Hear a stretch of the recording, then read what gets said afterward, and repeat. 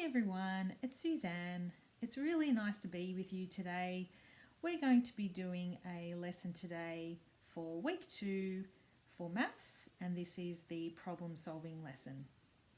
So I'm going to talk about the things that we might use for our to help solve our problem. And problem solving involves, as it does when we're at school, we use our brain. We use our thinking power, and we go on the thinking train to think about what the solution might be. We look at the problem and we use things like materials, and we also use things like paper and a pencil to draw our problem and hopefully work out the answer. So we're going to work through that together now. Let's go. So these are some of the words that we're going to be thinking about today. Problem solving, more, and how many.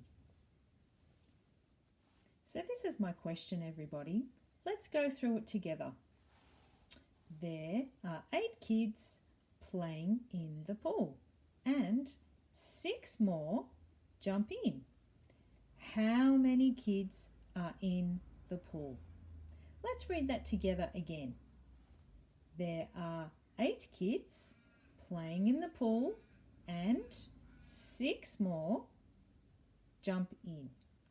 How many kids are in the pool? I wonder. Let's work that out together now using materials, and we're going to do a picture as well. Let's do it now. Okay, so now we're up to the fun part. We're up to solving the problem. So if you remember in the question, we have to have 8 kids to start in the pool, and then we have another 6 that come and jump into the pool. So to help me with my materials, and I know that you're going to be working from home, so I've just actually used some clothes pegs, and I'm going to use 2 different colours to help me solve my problem, because I thought that that would be something that you would have at home rather than me getting out counters and things that we have at school. So I'm going to have some blue pegs, and I'm going to use some red pegs.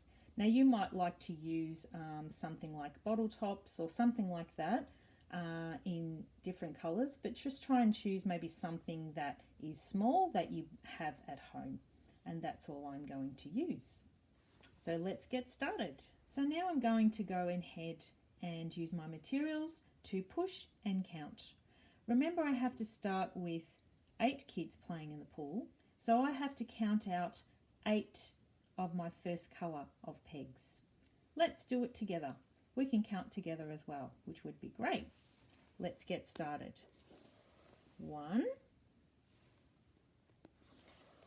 2, 3, 4, 5. Going to go on to the next line now. 6, 7,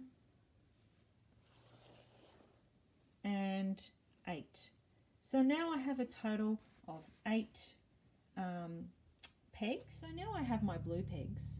I have to count out my red pegs to show 6 more kids jumping in the pool. Let's count together. 1,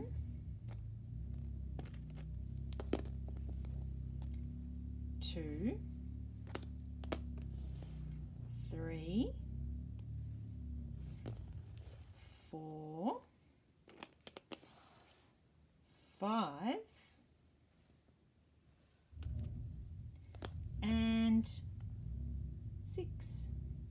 So now I have a total of 6 more kids, or 6 more pegs, jumping in the pool. Let's make sure that I have 6 more. 1, 2, 3, 4, 5, 6. And remember, I had 8 kids in the pool originally. So they are, as we can see, we've got our blue pegs for our 8 kids. So let's make sure there's 8 kids, or 8 blue pegs, sorry, in total. 1, 2, 3, 4, 5, 6, 7, and 8 pegs. Okay, now we're going to draw a picture of our pegs as well to help us to work out what the answer might be. So I'm just going to go and draw a picture of the materials that we just have used, representing all of the kids that are now in the swimming pool. And there's a lot of them, isn't there? So let's draw the pegs together. Now, if you've used bottle tops or something else, some other materials, obviously you would draw the materials that you've used and not pegs. But in this case, I've got pegs. So I'm going to draw the pegs now. And I'm going to count as I draw, okay? So I've got 1 peg, 2 pegs, 3, 4, 5, 6,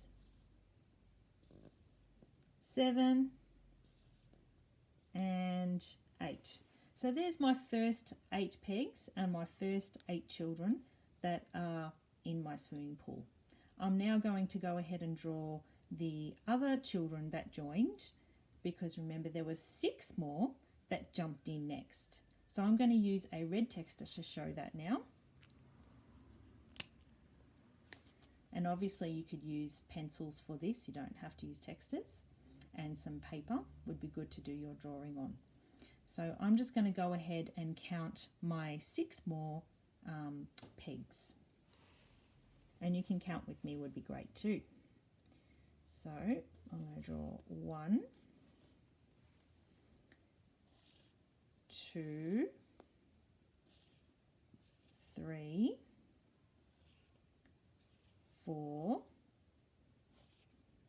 5, and my last one, 6. So now I should have the same amount. This drawing should be the same as my pegs, as my materials. So let's count it out and just make sure that we've got all the colours and the right amount of colours for each peg. Let's count together.